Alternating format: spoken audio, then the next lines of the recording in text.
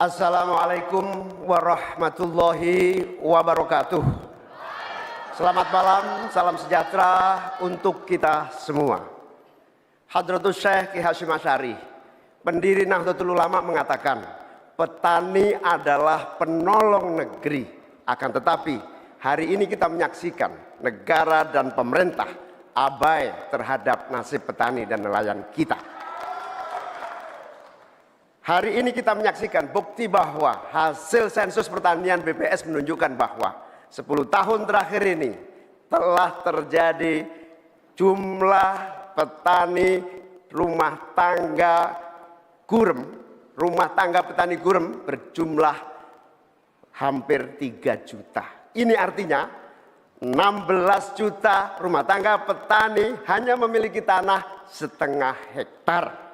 Sementara ada seseorang yang memiliki tanah 500.000 hektar sebagai kekuasaan yang diberikan negara kepadanya. Di sisi yang lain, kita sangat prihatin. Upaya pengadaan pangan nasional dilakukan melalui food estate.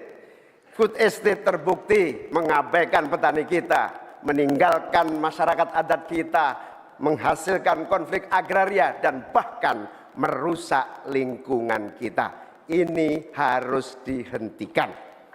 Saudara-saudara sekalian, krisis iklim terjadi dan kita menyaksikan bencana ekologi terjadi di mana-mana. Negara harus serius mengatasinya.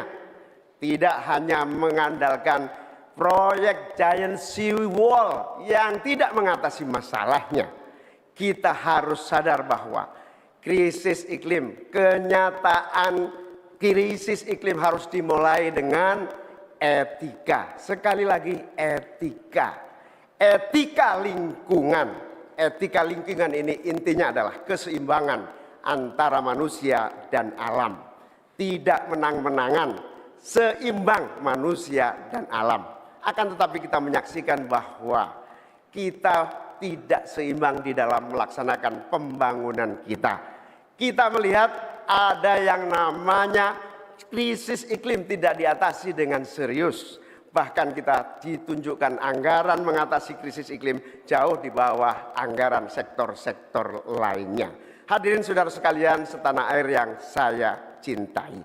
Dengan kesadaran ini, maka kita harus kembali bahwa pembangunan nasional, bahwa kebijakan nasional harus berpijak kepada yang namanya keadilan.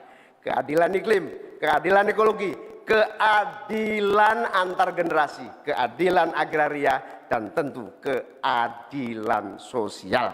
Saudara-saudara sekalian, rakyat harus dilibatkan, rakyat tidak boleh ditinggal karena pemilik negeri ini rakyat, pemerintah hanyalah pelaksana dari pemilik negeri ini. Oleh karena itu, desa harus menjadi titik tumpu pembangunan. Petani, nelayan, peternak, masyarakat adat harus menjadi bagian utama dari program pengadaan pangan nasional.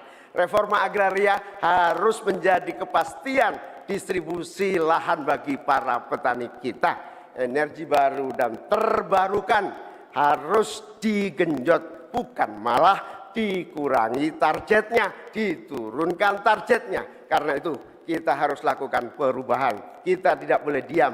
Perubahan menghadapi masa depan kita dan generasi yang akan datang. Para petani dan seluruh warga bangsa yang terlibat, negara menunggu langkah kita bersemua. Kita semua harus menghadirkan perubahan untuk Indonesia yang lebih baik. Baik.